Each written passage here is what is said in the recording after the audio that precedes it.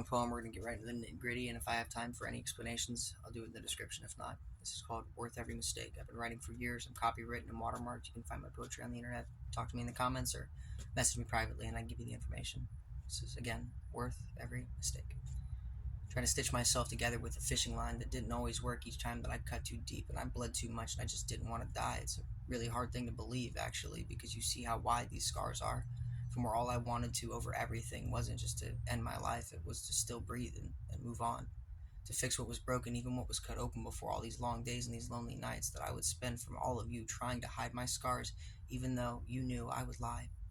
Even if you looked me in the eyes and I'd try to hide it, even though you could just check my mattress for any blood or proof that I was dealing with a lot of stress as a young man. I guess it was a better option than to take a chance on falling asleep and dying. Not a lot of people will ever know what it's like to feel this pain, but it'll always stay with you deep down inside. All of your aches and all of your strain, they may fade away in due time. I get how you feel. How could any of this prove to you that I'm not a liar? Because each time I've tried, I get closer and closer until instead of giving up on my heart that drew each new breath slower, or the pressure that pushes this red tide forward through my veins each time I cut, I wasn't moving towards anything but my own self-imposed torture. And I never took pills for the pain or the swelling or the soreness. I just kept waking up to a new scar that helped me tell you my story. But I don't think I was the reason I really wanted to die. It's what we've put in ourselves. Anything that we've went through. That inside of your head, you can't choose your tools to keep your closet doors from opening up all the time. It may just be in your room. They could just be broken.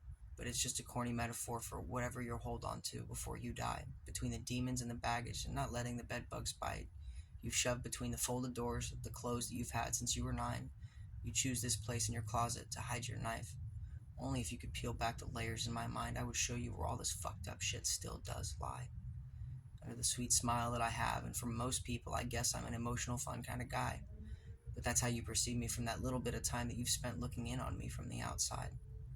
But I've written enough in every line to cover your problems and to help you cope with your issues, but I still can't fucking fix mine. I can't fix you either, but I can help you maintain what you've locked away inside of your chest to keep these memories you've loved and hated from drifting off to sea from that bay that we fucking docked our first boats at that Tuesday morning. From the people that may hurt you and act like your feelings are just like the waves in the ocean and they wait for the tide to come in almost every fucking day just to see that the currents roll you away. The hardest thing to do is to let go, save face, and for me it's just letting go of anything. I've only ever held on too tight and loved someone more than a person should be okay with at night, and held her every day and kissed her in every possible way. Don't forget to call her beautiful, man, because she'll remember those things. But she may not always be truthful, even if that means a little white lie and some grace. You're not going to build a future with a woman unless you're willing to break a few eggs. But that doesn't mean we should always jump to conclusions. That's how we as humans try not to take the full blame. It's a guilt in our soul, and it only makes it harder between us both to communicate. I learned how to love and not be loved in a matter of a single day. Even if she's taken everything, it's like I didn't just lose my daughter. I feel like I've lost my innocence. And she's only maimed. And me, she's only maimed. It was pretty hard to get here on my own. We all need some help sometimes. I hope my heart finds the way into your spotlight somehow. Don't be against sharing this, though, and really help me out in reposting it. It's all for you. Whenever you all fall on hard times, you're just feeling like you need atonement in your life. See, the pain one day it may fade. Even with the last scars, they draw their lines to remember everything that you've made it through every single day. And if your scars are just on the inside, there's no proof to everyone to see what you've overcome in your time. Even feeling hopeless, maybe you just should start writing down notes then. Pick up a piece of paper, a pen, or even a notebook. Start writing down your story and tell me through your poetry. I can't be the one that always helps you weather your storms. And I still can be here whenever you lay down your cards and decide to fold, but to cash out, to check in, to finally just let go of all of your friends. Push away all of the people that you love. That keep telling you that you'll never feel this much pain again. No matter how serious that shit may get, just remember how fucking hard it was to get away from everything that made you so fucking depressed. Find God, man. Or what makes you feel whole again. What if you just hold on a little bit longer? It may take you a day, but reach out to me by tomorrow. I doubt you'll be feeling the same kind of detachment from every social interaction you've ever had since you were made. But if you died tomorrow, how many other peoples would go through the same shit, the same things, but not have you here to help them deal with that kind of shit that helped you write this poetry in the first place? How can you help someone if you took your last breath before you hit 38 and you've let your soul slip away? That's why it's so important to everybody, all of us, to reach out. To those who are broken because they hurt no matter what kind of hope you see on the surface of their face. You don't know what it's been like. I don't either. Torn and molded back in place to make you feel like a normal person that hasn't found out where all of the scars and the staples lay. But don't lean forward hoping. Don't lean towards hoping, because when it hits 8 a.m., they may get out of bed like any other morning and drink their coffee and then find a bridge or a spot on a roof and debate on heaven or hell and if anything they've been ever told is fake or if it's real. Overthinking things, their skin turns numb, and then they just want to go, and I guess they jump off because they stop being afraid and they stop holding on.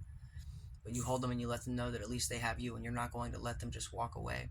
Only a few words are powerful, but if you use them the right way, you may end up saving a life or two, and compared to dying in your own private space, like Kurt Cobain, you can still tell people that there was always something in the way. It was never you, just all the things that you overcame without using doctor pills or drugs. You survived, and minus some scratches and bruises, you've never changed. You still loved before and after you tried to take it all away. But if you can't receive a warm hug from your mom and dad 6 feet under, when all they wanted to hear was from their baby, but instead you call.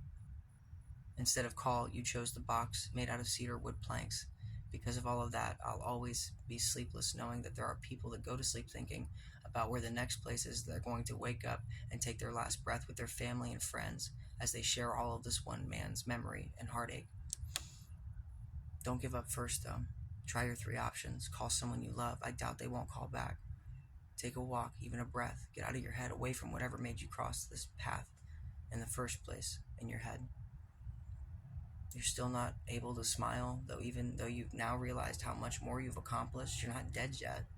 You can learn to love, and when in time you can learn to love yourself again through hard work and learning and betterment. How to self-maintain. You can still breathe on this earth. Just know no matter what it was worth, every mistake was worth it. Yeah, 2 days. DeepUndergroundPoetry.com. You can find me at Nighttime Poetry on my handle. It's here on TikTok. I've been writing for a long time. I need to post some more poetry. I have other poems. I just didn't know how all this was going to go, and I just wanted to see what kind of reaction I can get for some of my real heartfelt work that I've been putting a lot more time into lately. But thanks for listening, and don't cry, Buttercup. It'll get better.